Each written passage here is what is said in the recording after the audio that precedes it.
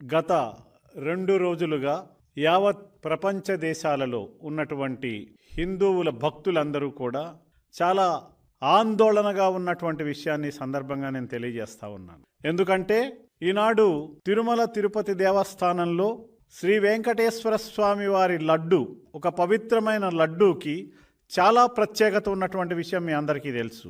ఆ లడ్డూని తయారు చేయటంలో ఆనాడు వెంకటేశ్వర స్వామి వారికి వారి తల్లిగారు వకుళామాత గారు స్వామివారికి ఇష్టమైనటువంటి ఆవు నెయ్యితో ఆ లడ్డూని తయారు చేసి వారికి తినిపించిన తర్వాత వారు ఆరగించిన ఆ ప్రసాదం కోసం కోట్లాది మంది భక్తులు ఆ ప్రసాదం స్వీకరించటం కోసం చాలా సంతోషంగా ప్రసాదాన్ని తీసుకోవాలని కోరుకుంటా ఉంటారు. అటువంటి పరిస్థితుల్లో గత పాలకులంటే వైఎస్ జగన్మోహన్ రెడ్డి, కరుణాకర్ రెడ్డి, వైవి సుబ్బారెడ్డి లాంటి